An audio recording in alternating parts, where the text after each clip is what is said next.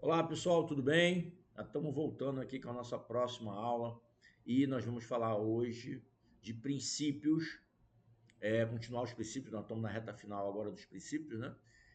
Legalidade, instância e rogação. Esse aqui eu já falo direto, aqui a gente não vai perder muito tempo, vai ser bem objetivo, tá? Vamos falar aqui do básico, do principal,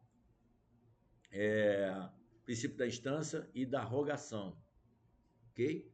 E da legalidade. Então vamos começar aqui na introdução pelo princípio da instância ou rogação.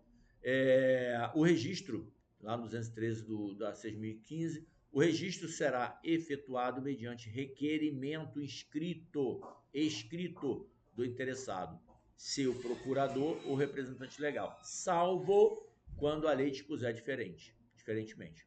O que é isso aqui, gente? O que é esse requerimento escrito do interessado do seu procurador? Esse requerimento escrito, ele é o quê? A rogação, a solicitação, a provocação. Então, o princípio da rogação ou da instância é nenhum delegatário ele pode praticar atos de ofício sem que tenha havido o quê? A provocação. Gente. Por quê?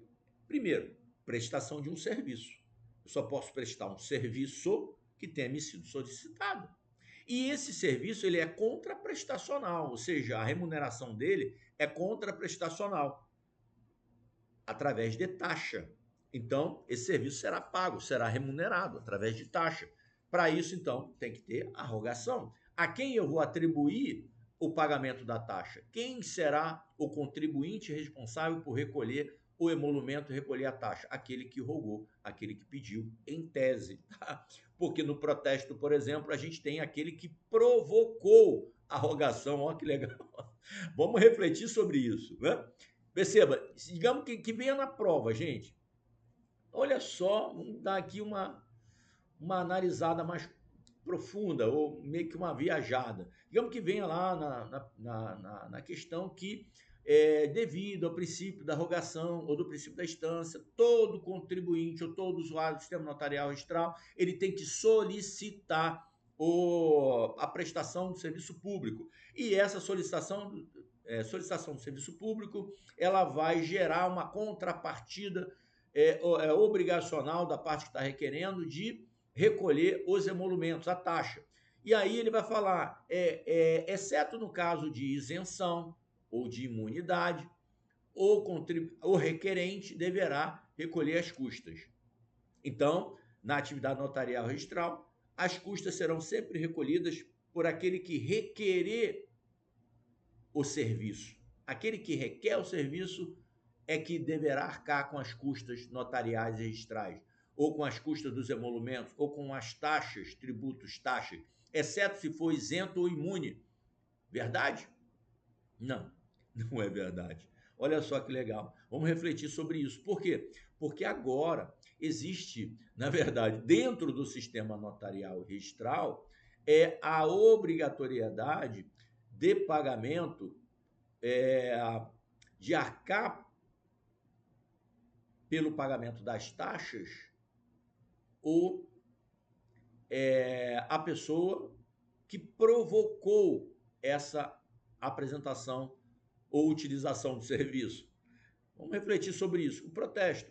O protesto, por exemplo, ele agora é diferido. Veja que o apresentante apresenta.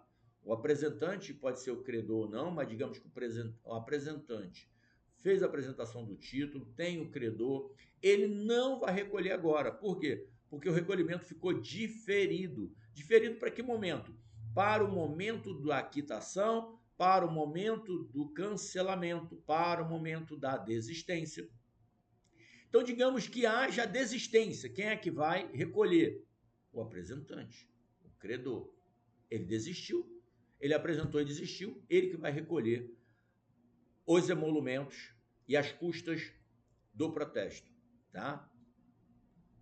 Na verdade, aqui da quitação, né? Do ato que foi praticado. Na verdade, não é nem da quitação, da desistência para protesto. Ok?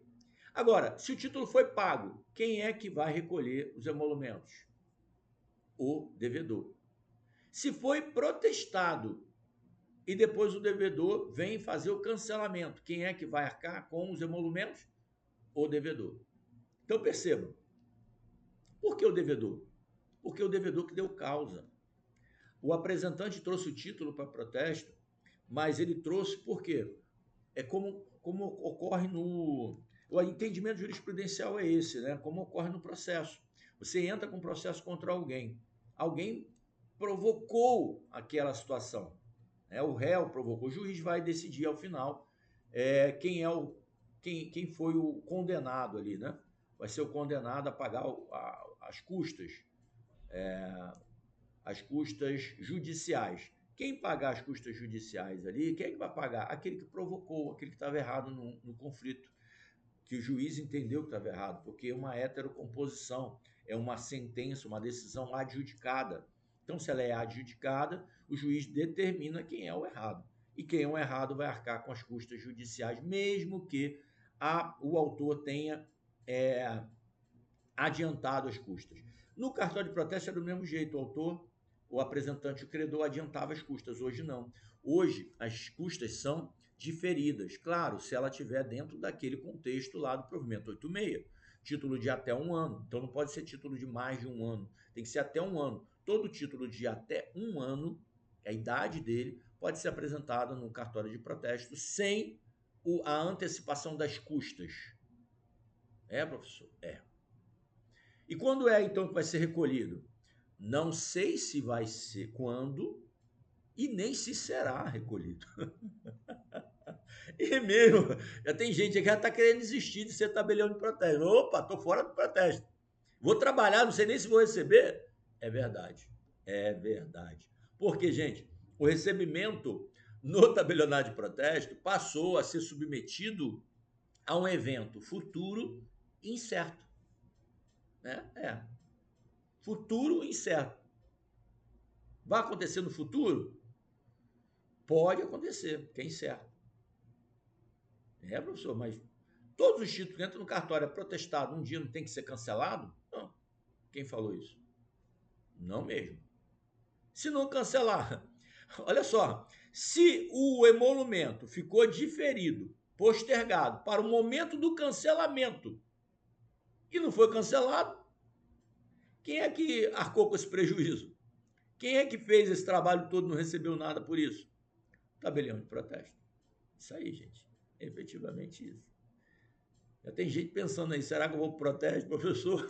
Ah, meu Deus, não sei se eu vou pro protesto, não, professor. Trabalhar assim, não sai sem saber se vai receber, é verdade. Essa hoje é a situação atual do protesto, tá? Atual. E aí acaba que virando um sistema solidário, né? Aquele que paga é o que está remunerando o tabelião para trabalhar em prol de todo o sistema de segurança jurídica de crédito. Tá? Por quê? Porque também é um sistema notarial registral que as pessoas procuram para quê? Para terem a recuperação dos seus créditos. Mas imagina essa pessoa ter que pagar sem saber se vai receber. É mais ou menos isso. Muitos preferem botar o quê? Preferiam botar o quê? Estruturas de cobrança na sua própria empresa. Botar lá sistema de cobrança, setor de cobrança, ainda tem. Isso acabou alastrando demais. Por quê? O protesto levou muito tempo para tomar essa postura, essa posição. Então, fica hoje muito submetido ao êxito. Tá? Então, é mais ou menos isso. O título apresentado ao cartório de protesto só terá os emolumentos e as custas recebidas se houver êxito. É. Então, o tabelião hoje trabalha pelo êxito. É mais ou menos isso. Não posso dizer que é isso, mas, né, porque é a prestação de um serviço público e tal. Mas, se for exitoso, por quê? Porque no momento que apresenta não é pago, não é de antecipado as custas. Quando é então, professor? Quando o devedor paga. Tá. Essa é uma possibilidade. Quando ele pagar, ok. Pagou? Recebi. Quando o credor desiste, desistiu? Recebi. Quando o título é protestado e posteriormente cancelado. Protestou? Protestou. O devedor veio cancelar? Veio. Recebi. Agora, se o devedor não paga, o credor não desiste. O título é protestado. O cancelamento não é realizado, porque sequer ele pagou a dívida. Mas ainda acontece muito, de muitas vezes protesta, a pessoa paga a dívida ao credor, mas não volta ao cartório para cancelar. Acontece isso? Acontece também. Hoje eu tenho aqui, só eu tenho aqui, de autorização de cancelamento. Eu tenho de autorização de cancelamento dentro do meu cartório hoje, gente. Dentro do meu cartório. Eu tenho, acho que quase uns 10 milhões. 10 milhões de autorização de cancelamento, 10 milhões que eu digo aqui, de valores reais que, se fossem cancelados, entraria essa receita para o cartório. 10 milhões está solto na rua, só de valor de cancelamento de títulos que foram protestados e não foi cancelado. Está dando aí mais ou menos, na faixa hoje que eu tenho aqui, de 9 mil, mais ou menos 9 mil devedores, na faixa de quase 20 mil títulos que já tem carta de anuência. São títulos, muitas vezes, a maioria deles são o quê? Títulos públicos. Os privados não acontece isso, mas os públicos. A Procuradoria do Estado manda, a Procuradoria Federal manda, a Municipal manda. E aí a gente vai, faz todo o trabalho e tal, aquela coisa toda. Muitas vezes a pessoa intimada não paga, fica devendo. Aí depois ela vai lá, faz uma negociação, paga para o Estado e o que acontece? Ela quer pagar porque ela precisa de uma certidão lá, muitas vezes, e ela não faz questão de vir buscar a certidão aqui. Ou precisa da certidão do protesto, não precisa do protesto para nada, e aí simplesmente não vem cancelar. Tá? E fica aqui o título pendurado, mais que ela já tenha pago lá, ela não vem cancelar todo esse trabalho que foi feito aí pelo protesto. Tá bom? Então, isso aí é já para vocês guardarem essa informação, que é uma informação também importante. Guarda isso, gente. Requerimento. Ah, tá, professor. Ah, e aí eu vou lá. Por que eu entrei em todo esse papo aqui? Porque vai aqui. Alguns podem pensar, mas professor, esse título, então, que o senhor já tem a carta de anuência, ele já pagou para o credor, mas não foi ao cartório. O cartório não poderia exigir o pagamento desse tributo? Não. Lembram? Nós estamos estudando aqui qual é o princípio mesmo? Da rogação, da instância. Eu só posso fazer algo que haja provocação. O devedor me provocou para cancelar o protesto? Não. Ele quer ficar com o protesto no nome dele. Vai ficar. Essa restrição vai continuar? Vai. Vai ficar nos órgãos de proteção ao crédito por quanto tempo? 5 anos? Depois vai ficar nos meus livros, tá, mas ele não precisa de certidão de protesto para nada, enquanto não precisar, ele não vem aqui. No momento que ele precisar de uma certidão, ou precisar do nome limpo dele para um crédito, alguma coisa, ele vem procurar. Mas eu sou obrigado. Ele é obrigado a vir aqui cancelar? Não. Por quê? Porque eu sou instado a praticar um ato. Então, olha que legal, a gente foi lá no protesto e buscou uma coisa muito interessante. Muito interessante. O que eu posso fazer? Eu posso comunicar. Eu faço aqui hoje, né? Eu faço essa campanha. Inclusive para a galera aí que, né, tem algumas pessoas que me ligam, que são de outros estados. O professor, o Lessa, alguns me conhecem, falam, Lessa, poxa, cara, eu recebi uma referência sua aqui, assumi um cartório de protesto agora há pouco tempo. Inclusive vocês, quando forem assumir suas serventias, a gente pode conversar sobre isso, tá? Estou querendo montar uma mentoria para gestão empresarial, ou gestão não é nem empresarial, né? Mas gestão com características empresariais da sua serventia.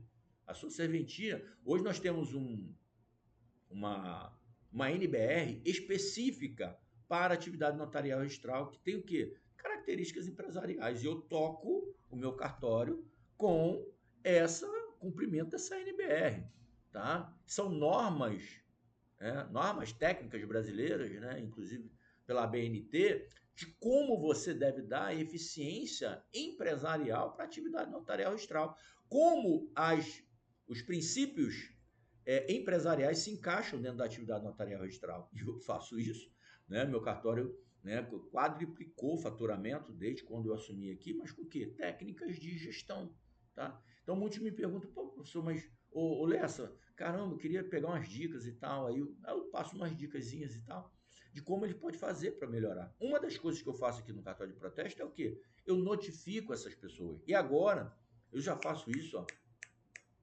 desde quando começou o provimento. É uma sacada assim que eu falei, caramba, peraí, Eu estou com um montão de carta de anuência, várias pessoas que já pagaram, mas não vieram aqui quitar.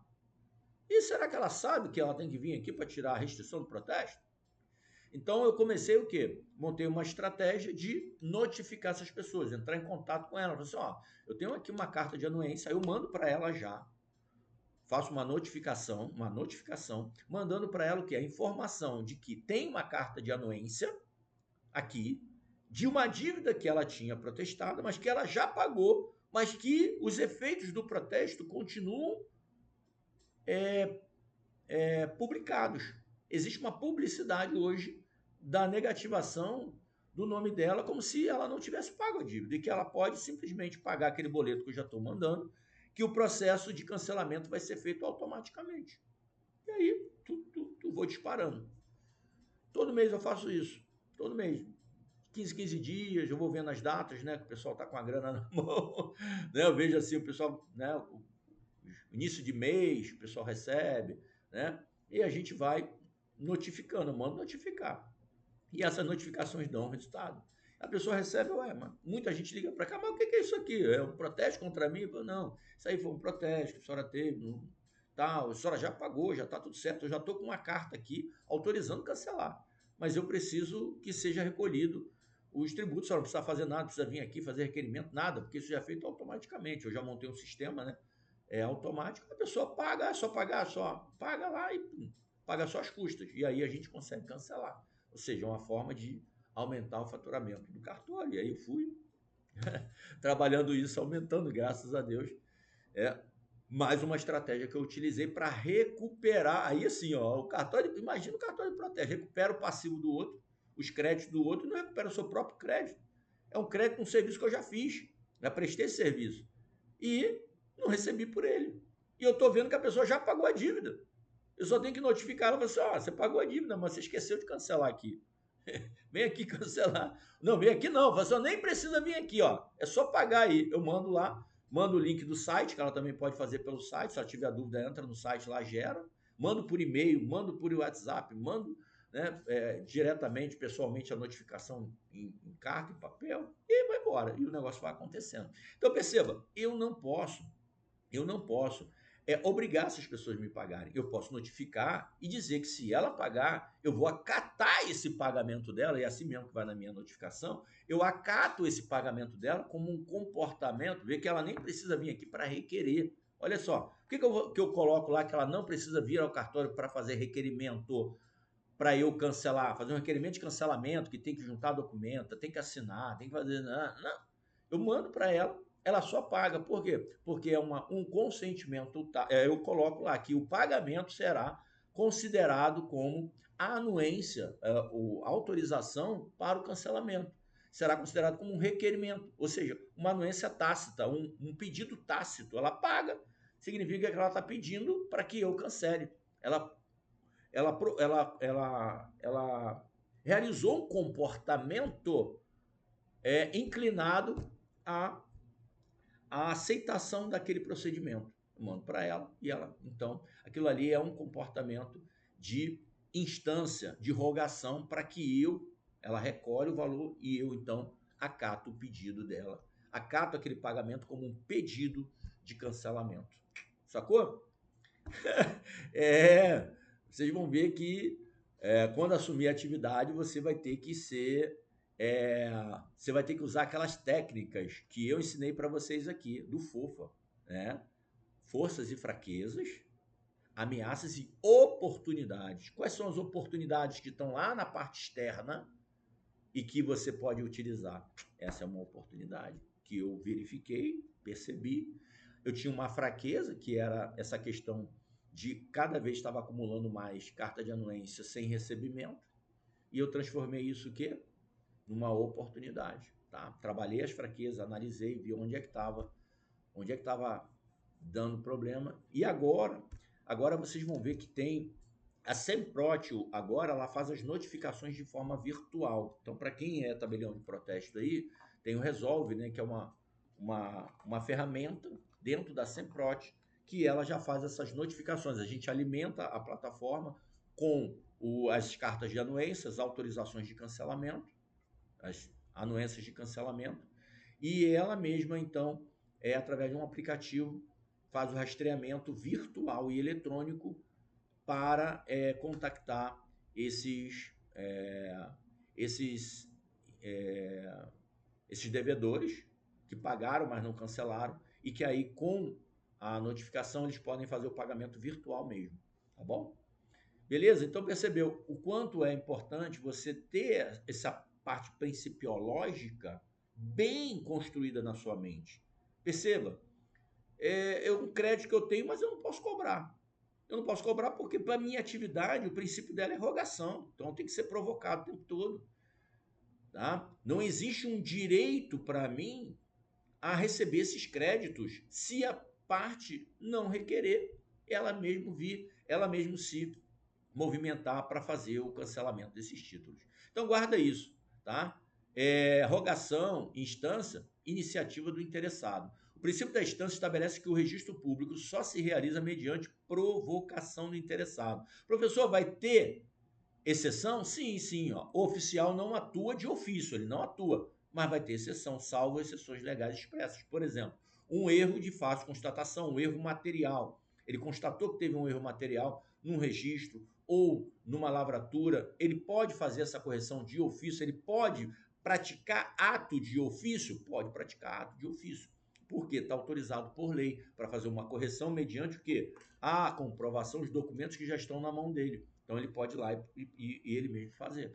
Por exemplo, ele pode praticar ato de ofício na suscitação de dúvida. A suscitação de dúvida ela também é regida pelo princípio da rogação, a suscitação de dúvida. Mas existem várias disposições legais em que o registrador e o próprio tabelião pode suscitar dúvida de ofício. Pode suscitar dúvida de ofício, tá bom? Então aí são atos que ele praticaria sem ser provocado para isso. Tá? E isso, então, protege o que, gente, na atividade notarial registral? Protege a autonomia privada. Quando você depende dessa provocação, a autonomia privada está sendo protegida. Evita registros forçados ou abusivos, tá? Porque a parte também vai ter que requerer. Não se confunde com a atuação ex officio da administração pública. Tá? Então, não pode confundir com a administração pública aqui. O registrador só pode registrar ou averbar mediante a apresentação do título ou requerimento do interessado. Averbação de construção, modificação de cláusula, cancelamento de hipoteca. No tabelionato, a escritura depende de vontade expressa das partes. Você vai ter que aferir isso enquanto você estiver lavrando uma escritura, que as partes compareceram por livre, espontânea vontade, que declararam a sua vontade. Porque você está formalizando juridicamente a vontade das partes. Você vai pegar o 215 lá do Código Civil, vai abrir e vai começar, né? Que foi feita a declaração da vontade das partes no seguinte sentido. E as partes declararam que, Por quê? Porque no título você está declarando vontade de parte. Sempre princípio da rogação, em todo momento princípio da rogação. Tá? O tabelião não pode lavrar a escritura sem comparecimento ou manifestação de vontade do interessado. Esse comparecimento aqui, seja ele físico, seja ele virtual. Ah, professor, tem como eu comparecer virtualmente? Sim. As escrituras no Notas por videoconferência, tá? Videoconferência. Então guarda isso, porque é uma estrutura lá do e-notariado, inclusive, tá bom? O registrador só realiza o registro se houver requerimento e apresentação do contrato pelas partes. Legal? Entendendo que tudo aqui pode ser feito de forma virtual. Constitucional aqui, como é que se conecta com o direito constitucional, professor? Olha aqui, ó, que eu acabei de falar para vocês. Ninguém será obrigado a fazer ou deixar de fazer algo senão em virtude de lei. Olha aqui, autonomia privada, liberdade de agir. Olha a situação aqui do que eu falei do devedor que tem carta de anuência no cartório, onde gerou uma dívida, gerou um crédito para o cartório receber se ele vier a cancelar. Se ele não vier a cancelar, ele pode ser obrigado? Não, ele não será obrigado, porque não tem lei que determine que ele é obrigado a vir aqui cancelar. Tá? Não tem lei determinando. Se não tem lei determinando, ele não é obrigado. E o que rege a atividade notarial registral é o princípio da rogação. A instância ou instância preserva o direito da autodeterminação do cidadão. Gente, é prestação de serviço público, é bem legal isso, prestação de serviço público. Eu só posso prestar aquilo que me é requerido. E é muito interessante que você vê que é necessário, por exemplo, é necessário o registro de nascimento. O registro de nascimento. Mesmo o registro de nascimento tem que ter requerimento. Tá? É a prestação de serviço público, você não pode agir de ofício. Tá? Claro que vai ter algumas situações ali que haverá possibilidade, mas sempre com autorização legal. Direito administrativo, como delegatário de serviço público, o registrador atua sob regime de iniciativa provocada, tá bom? Provocada. Exceto exceções previstas, averbações obrigatórias, reúbe, a gente vai ver lá alguns casos de também exceção, tá bom? Na REURB. O lançamento e pagamento de tributos, o lançamento e pagamento de tributos decorrem de ato solicitado pelo interessado, sem requerimento, sem registro, sem fato gerador, tá bom? O registrador atua por instância provocada. O registrador atua por instância provocada, salvo em casos excepcionais, por exemplo, a averbação obrigatória, né? Não se pode deixar, não se pode exigir do oficial de registro a prática de ato não requerido ou sem apresentação de título adequado. Tem que requerer, tá? Não há súmula, tá, aqui não, aqui pode até tirar aqui, porque...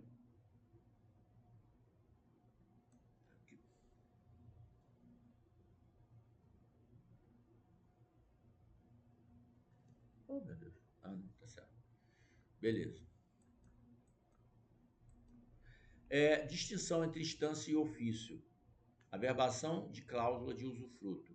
Atuação por instância. Atuação de ofício. Atuação de ofício é só quando o registrador puder atuar de ofício, né? Então, aqui, todos esses casos aqui já está bem claro. O registrador pode agir sem provocação do interessado? Não, salvo exceções. Todo ato registral exige requerimento formal? Sim, salvo hipóteses como cancelamento automático ou reúbe. O tabelião pode lavrar a escritura sem comparecimento das partes? Não, a instância é sempre voluntária. Tá? As partes vão ter que comparecer, seja de forma física ou de forma virtual, através de videoconferência. Tá? O registrador pode averbar a morte presumida de ofício? Não, depende de sentença judicial e requerimento. Tá bom? Beleza? Então aqui eliminamos aqui. Ah, tá, a instância tem legalidade aqui, né? O princípio da legalidade, né? Eu imagino aí que todos estão já careca de saber. Vou falar aqui rapidamente: dever de qualificação, recusa motivada, controle de legalidade, reflexos tributários, norma anti-elisiva, anti-elisiva, para não causar, tá? Afastamento aí, principalmente de tributos. Tá? Tá, aqui. Bom, aqui eu acho que está faltando legalidade. Eu falei, gente, está faltando aqui. Eu vou ver o que aconteceu aqui, mas eu já tinha alterado isso aqui. Parece que o princípio da legalidade não está aqui. Princípio da legalidade. E eu tinha trocado isso aqui. Parece que não incluiu aqui. Mas eu vou pegar aqui rápido. Espera aí, só um pouquinho. Bom, gente, vamos lá. Aqui então, o princípio da legalidade. Estava até vendo nesse caderno aqui, estava fora. Eu coloquei aqui no meu caderno original, tá? Eu não entendi por que não está aqui, tá? Mas estou colocando aqui, já vou pedir para subir lá, a coordenação subir para vocês, porque já tinha sido relatado que estava faltando a legalidade. Eu coloquei para a coordenação, mandei subir, mas parece que agora fui abrir aqui para dar aula e está faltando, tá? Então, o princípio da legalidade, vocês conhecem aí Conhece bem. O registro público tem por fim declarar, constituir, modificar, conservar, extinguir direitos, dando-lhes publicidade, autenticidade, segurança e eficácia. Notários e registradores devem observar os princípios da legalidade, publicidade, autenticidade, segurança e eficácia dos atos. Então, assim, vocês percebem aqui o que nós temos aqui, a legalidade. Gente, toda função notarial registral, ela é baseada no princípio da legalidade, tá bom? Toda, toda, toda, toda. Nós somos norteados não só por princípios, norteados por base principiológica, mas base legal. Legal, e aqui legal, guarde isso, o princípio da legalidade para a atividade notarial registral o princípio da legalidade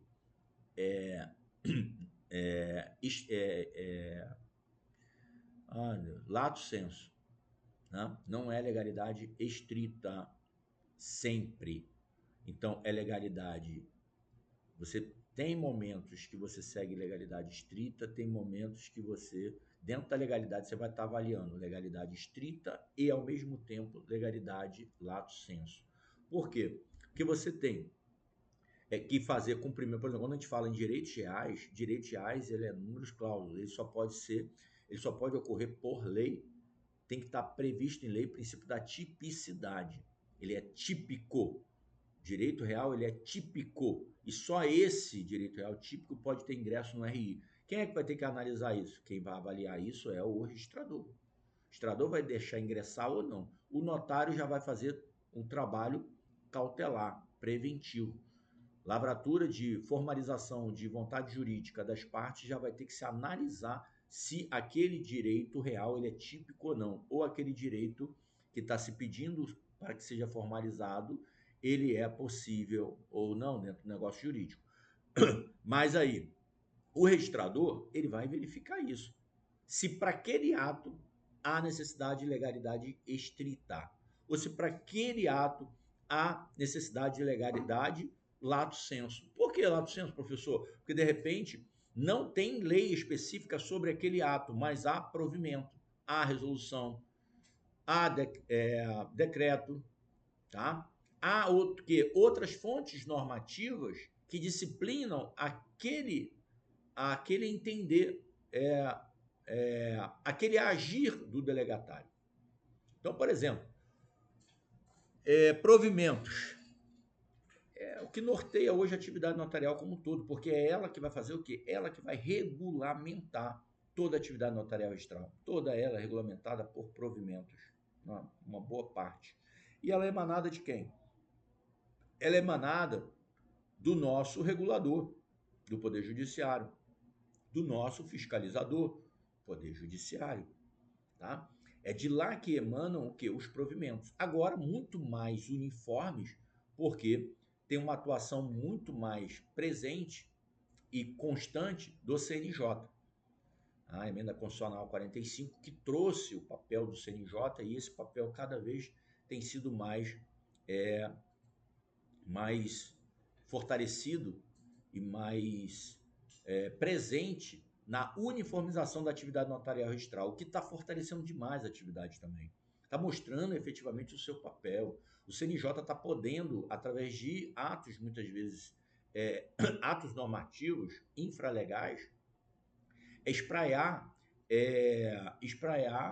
atribuições, responsabilidades, que já tem, muitas vezes, autorização permissiva legal, mas que não está efetivamente, não estava efetivamente regulamentado, ou que não há permissivo legal, mas que também não há vedação legal. Se não há vedação legal, a norma infraconstitucional pode, nesse poder que o judiciário tem de normatizar, de outorgar, normatizar, regular, está mais na regulação, porque todo órgão regulador tem poder de normatização aos seus regulados, que é o que acontece. Hoje, efetivamente, quando você analisa o papel do CNJ na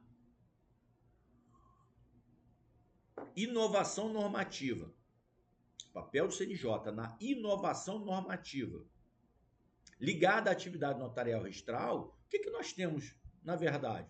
Nós temos um órgão regulador da atividade notarial registral como um todo, no Brasil, normatizando, exercendo uma das suas funções normatizadora para a atividade. Seja ela normatizadora regulatória,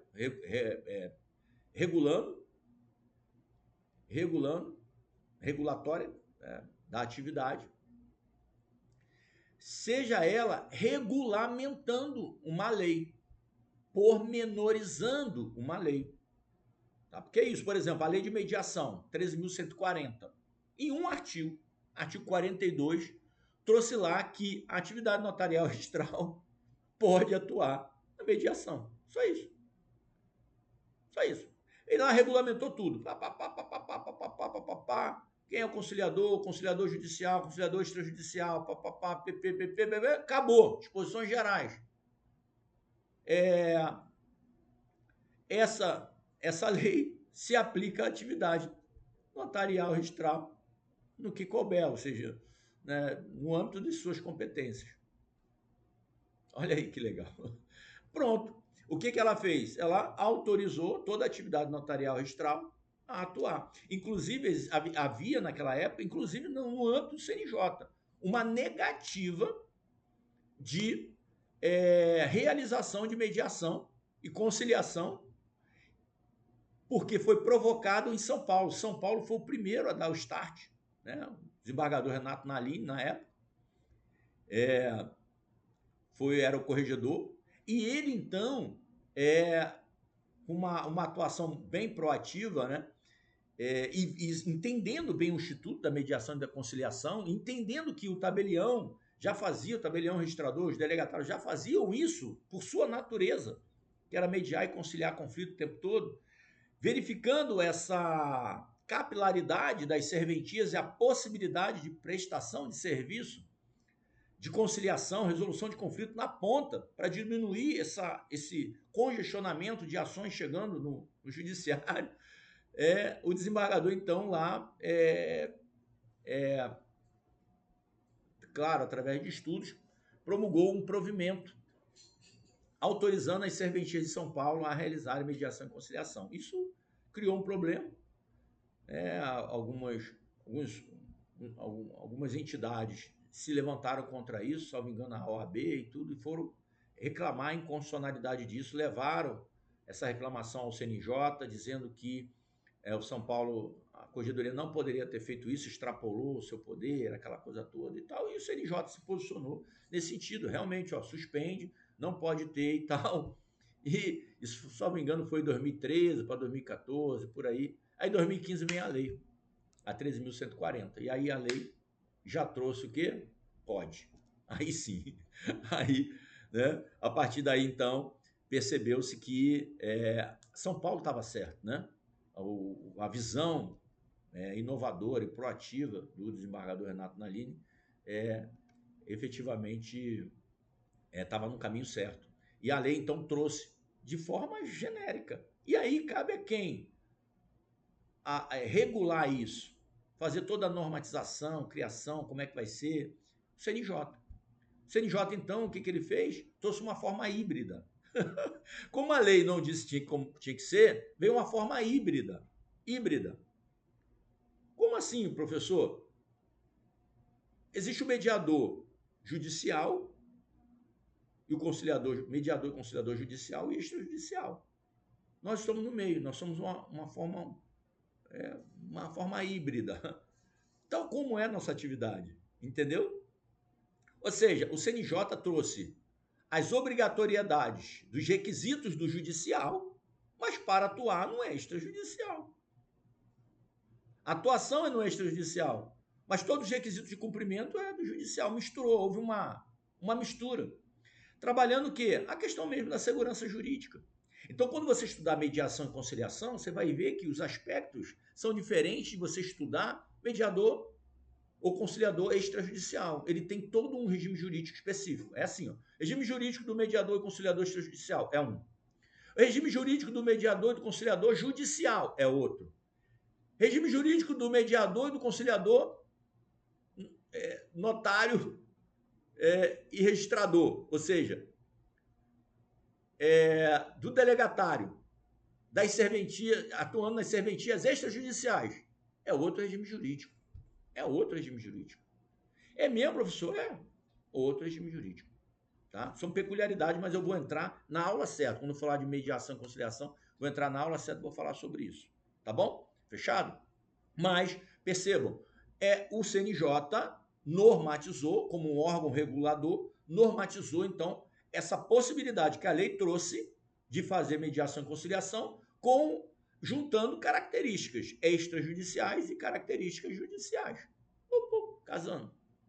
Colocou algumas coisas lá que efetivamente eu não concordo. Não concordo.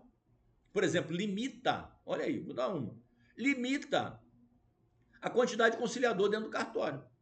O cartório só pode ter 5 conciliador, 5 escreventes. Primeiro que, gente, escrevente. Conciliador e mediador é conciliador e mediador. Entendeu? Mas só que casou os dois. Esse casamento aqui, eu não é, perceba, não, ele é meio que não tem lógica, tá? O escrevente é o escrevente. O escrevente está ali para escritura, para praticar atos. Mediador e conciliador tem uma outra função dentro da atividade notarial registral. Ele tem uma outra função ali como mediador. Ele tem que usar técnicas de mediação, conciliação. Ele tem um preparo diferente. Não pode pegar o escrevente? Pode. Poderia pegar o escrevente e, sim, dar capacitação, dar tudo para ele se tornar mediador e conciliador. Ok. Só que você vai ter que tirar ele da atividade de escrevente. Ah, você vai ter que colocar ele fazendo essa atividade. Ou então, pode aproveitar? Pode. O problema é, por que eu limitei a 5 escreventes? Por que um cartório só teria 5 mediadores?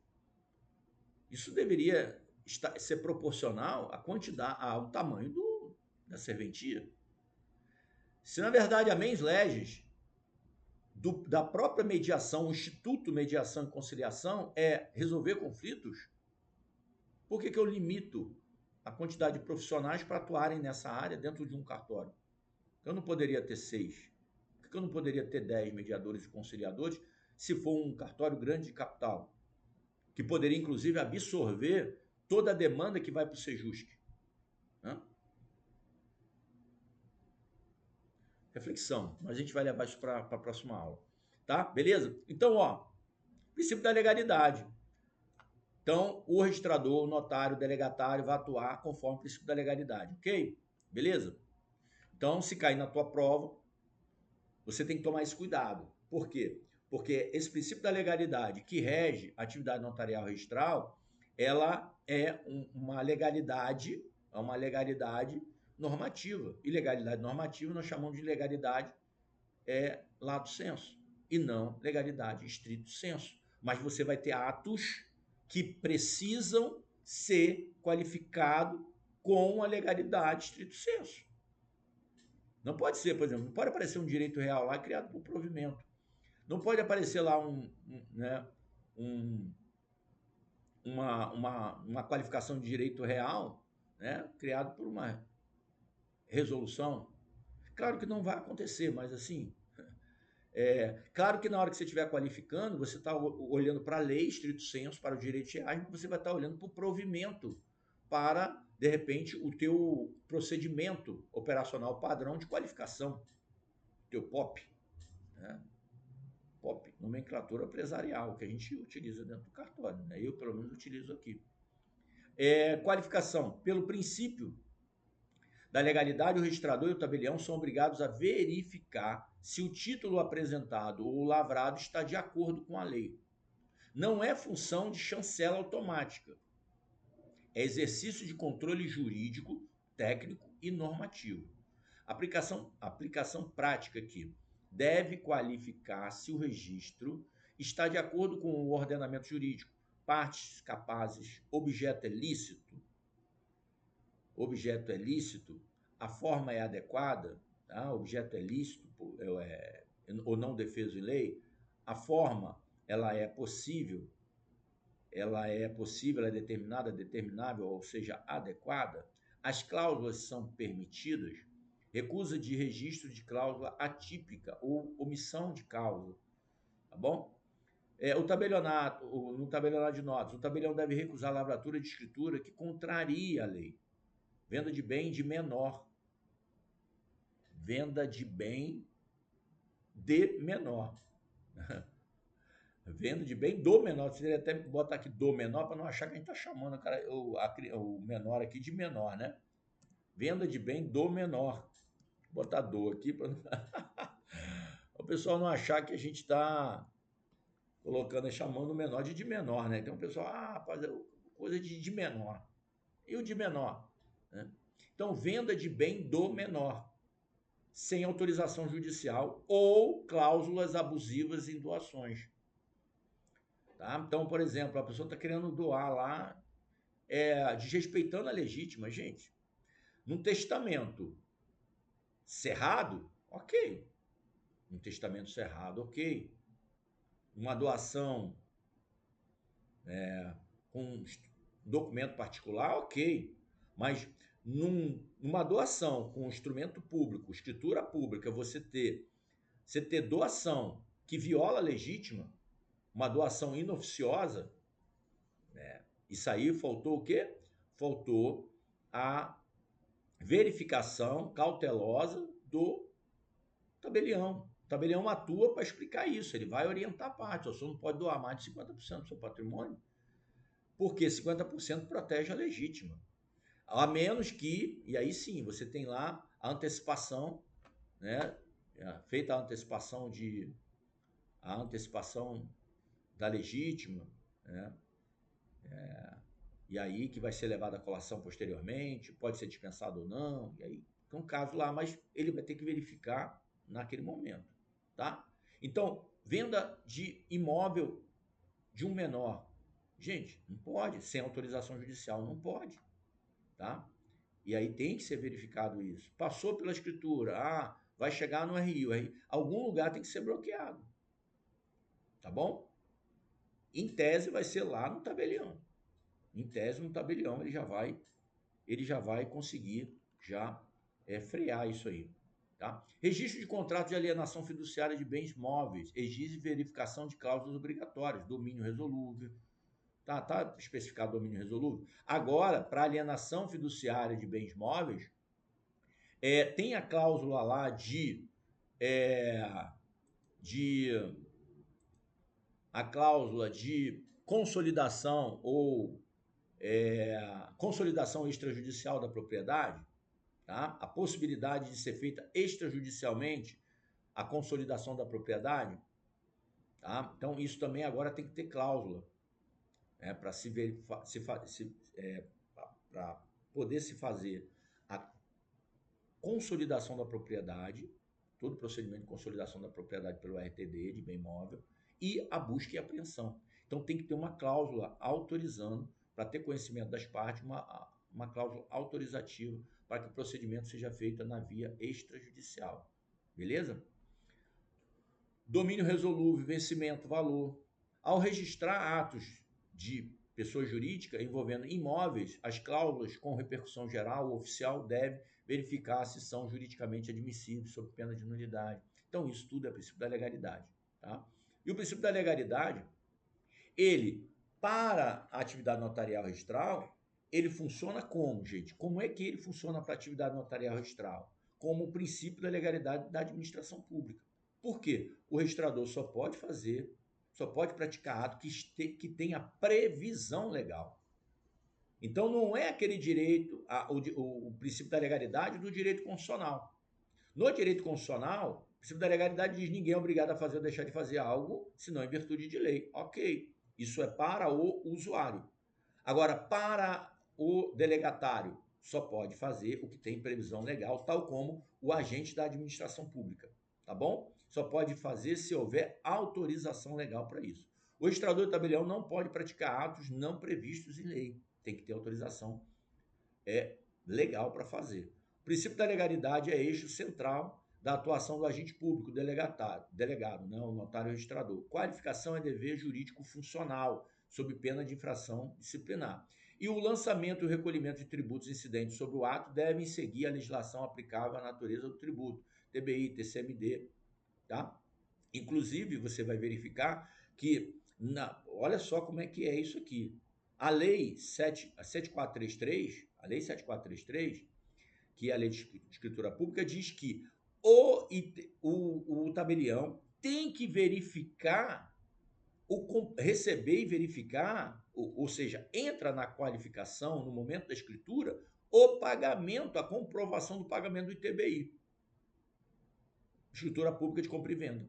Numa escritura pública de compra e venda, tem que comprovar, pela 7433, o adquirente ou alienante tem que comprovar o pagamento do ITBI. Gente, mas aí a lei tributária diz que o ITBI só é devido no momento da transferência, o fato gerador só ocorre no momento da transferência do imóvel. Só que aí o tabelião tem uma lei específica, especialidade, tá? A 7433, o dever funcional dele é aquele dali, e ele tem que cumprir a legalidade. Legal? A parte não concorda com isso, aí ela vai poder solicitar suscitação de dúvida ou entrar com uma ação judicial, tá? Ela pode fazer as reclamações devidas sobre aquela exigência, tá bom? Ao oficial de registro incumbe o controle da legalidade do título apresentado, inclusive quanto à regularidade dos requisitos legais e fiscais. O exercício da atividade notarial registral exige observância estrita aos princípios da legalidade e da segurança jurídica, tá? Então, o registro de título translativo é indispensável para a eficácia do negócio jurídico perante terceiro, aplicável somente se o título for juridicamente válido. E nós temos aqui legalidade formal e a qualificação técnica, né? Tipo de legalidade formal, tipo de legalidade material, né? Feito aqui. Se verifica, o que se verifica na legalidade formal? Se o título está completo, assinado, tal, qualificação formal. E material, se há legalidade no conteúdo. Quem é que faz, vamos de novo repisar isso aqui, quem faz legalidade, quem faz análise de legalidade formal, apenas formal, RTD e protesto. Quem faz análise de legalidade formal e material, os demais, todos os demais, SCPN, RI, notas, RCPJ, tá bom? Ok? Bom, o registrador deve registrar tudo o que for apresentado? Não, deve qualificar conforme a lei. O tabelião deve lavrar escritura de venda de imóveis sem matrícula? Não, a legalidade exige verificação de documentação completa. É possível registrar cláusula de uso exclusivo perpétuo? Não. Fere a tipicidade, tá? Não tem tipo para isso. E é também a legalidade. O RTD pode registrar contratos sem cláusula de vencimento na fidúcia? Não. Faltará requisito legal da alienação fiduciária. Ok? Então aqui começa os exercícios. Gente, 51 minutos. Beijo no coração de vocês. Continue firme nos estudos, tá bom? Vamos que vamos.